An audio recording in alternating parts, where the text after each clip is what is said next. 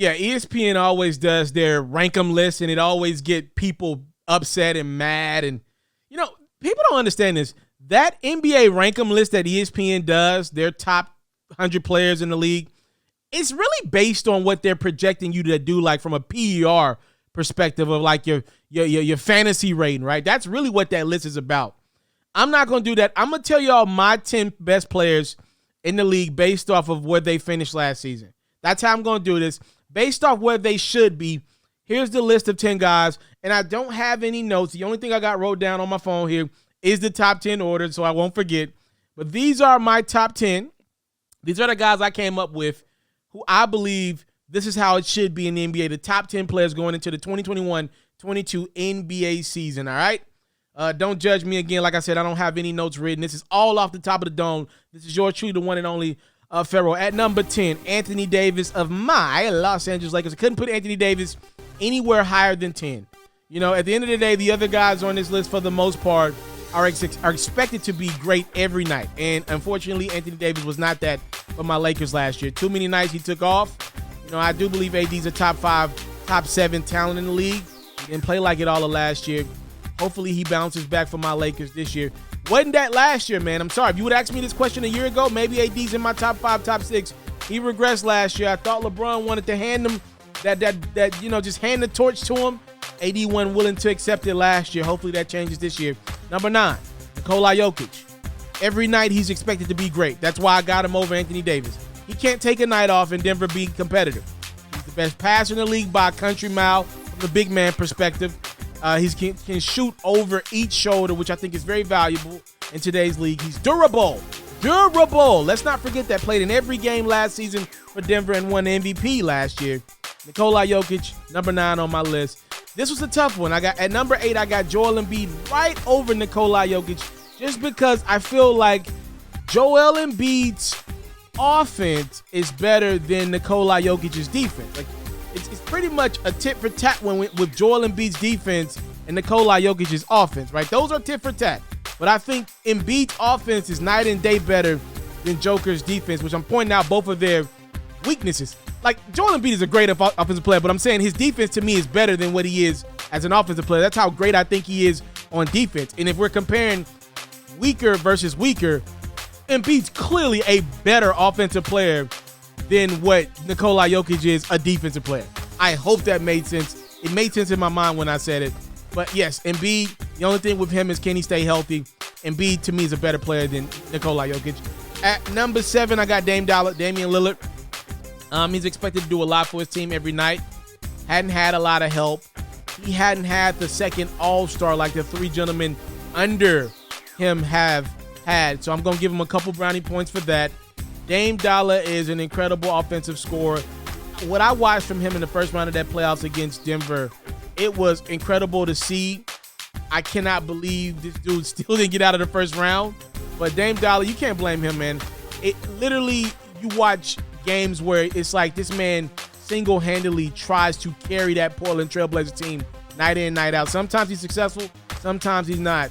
He looks like a top player in the league. That's why I got him at number 7. At number 6, I got Luka Doncic. I got Luka over Dame. People are going to push back at that one. Just for me personally, I think Luka does a little bit more on the basketball court than Damian Lillard does today. Luka gets his teammates involved more than Dame does.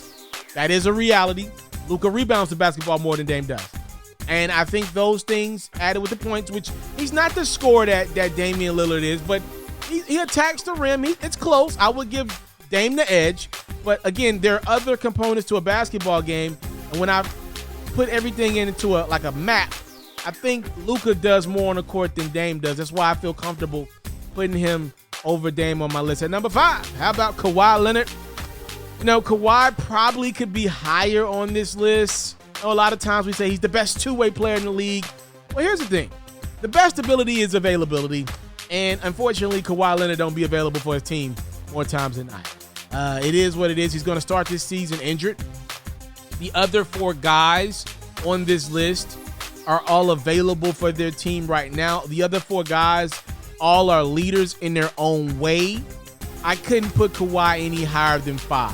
I'm giving the man respect because he is one of the greatest talents we got in the NBA. He can do it on both ends of the court, be clear. But for me, I can't go with the best two-way player combo because part of that means being available. Like, you have to be available to be the best two-way player. And unfortunately, a lot of times Kawhi is not available, not just physically sometimes, the mental piece of it as well. He's not always engaged to me as a leader for that Los Angeles Clippers team. That's why I couldn't put him any higher than 5. At number 4, Steph Curry. And this was close. I almost put Steph at 3, but I'm going to put Steph at 4. And the reason why I'm going to do it is because the other 3 guys on this list play defense and are expected to play defense and are expected to be great every season. You know, Steph Curry was incredible last year, had an MVP caliber year last year, but and he carried the Warriors pretty much to the postseason. He got them to the play-in, but that's as far as he could go. And as we saw in that postseason, my Lakers team, that wasn't the best version of ourselves. You know, Anthony Davis wasn't healthy, LeBron wasn't healthy. You know, Steph, as great as he was to get you to the play-in tournament, that's about as great as he can get you by himself. Now, I've seen LeBron do more with a lot less. I've seen KD do a lot more with a lot less. And I've seen Giannis do a lot more with a lot less. All right? So I couldn't put Steph any higher than 4. I think Curry is the greatest shooter of all time, like most should think that. I think when Klay gets back, I think the Warriors will be right back in the running to compete for championships. That three-point shot is incredible, but because Steph doesn't bring it on the other end of the court, I couldn't put him higher than 4. I started to put him over 3, but I couldn't do it. At number 3, I got Kevin Durant. Durant plays defense nowadays. He can get you a block or 2 a game, some big blocks too.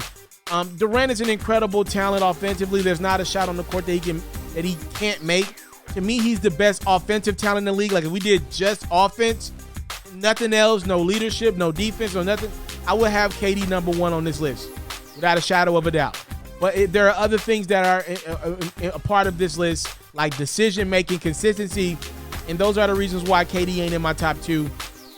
Durant is an incredible player.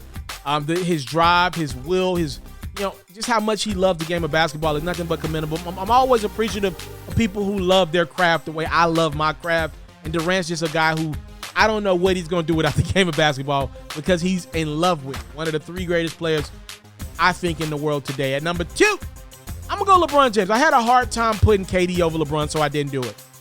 I think Durant's a better offensive player. I think it's close defensively who's a better player just because LeBron still got that physically imposing body. But I do think there are other spots on the court where LeBron is just better. I think LeBron is still has a higher IQ. His passing ability is still second to none. I think LeBron's closer to Durant in scoring than we think. Like, I would pick Durant as a better scorer, but LeBron can score the rock. He's developed this jump shot over the last few years. He can knock that 3 down. He gets hot. He gets microwavable hot for all my NBA 2K players out there. He can knock it down. Still very athletic. It's crazy. He's in year 19. He's still more athletic than KD, who you would think would be dead center in the middle of his prime, close to the end of it. But LeBron's still more athletic than KD. LeBron, again, every time he's on your court, on your team, you think that you should be competing for championships. I can't say that is the case every time Kevin Durant's on the basketball court. I can't say that. I have LeBron at 2. And that number 1 in the hood, the reigning MVP in the finals, that would be none other than the Greek freak Giannis Antetokounmpo. Nobody plays harder than Giannis. I should be able to leave it at that. All Giannis needed was some playoff success to back up the dominance that he's had over the regular season in the last few years, and he's finally got it. All the pressure has been taken away from Giannis. I got a feeling he's going to go crazy this year. I'm talking about, I wouldn't be surprised one bit if he averages like 30 and 16, like those type of numbers. That burden of winning a championship has been removed from the Greek freak at a still relatively young age. He can shoot that 3 ball as much as he wants now. Milwaukee ain't going to never complain. He'll be good in that organization, in that city forever, no matter what he does. And he already plays hard. Self-motivated, coming off a championship. He's a leader. I like the way he leads. He's a fun, friendly guy. When that buzzer sounds, he is all basketball. He don't want to be friends with these other athletes. It's all about winning for him. He's a throwback player. He comes from nothing. Y'all know I'm always into those type of stories. And I think he has every right to enter the season as the number 1 basketball player in the world. And somebody's going to have to come take that spot from him. I'm not 100% sure you'll be able to take that spot from him in the regular season just because he plays so hard. You're going to have to beat Giannis in the NBA Finals or at some point in the postseason to take that best player in the world title from him. My eye, right? That is my top 10 players going into next season. Y'all let me know what y'all think, what y'all got, what y'all agree with, what y'all don't agree with. It's basketball, man. There's no definitive answers here. Just disagree and let me know your list. You know, it's fine. It's all fun and sports, all right? Y'all want to make sure y'all stay locked and loaded with your boy. Now, I'm serious. And the thing that ain't fun is my grind. All right, my grind is serious. This season, I want you guys to make sure y'all locked and loaded to my platform. I got some incredible stuff on the way. I'm about to work my behind off. What is sleep? What is sleep? That's what I'm telling myself as I continue to push out videos, man, all right? See y'all this season. I'm out.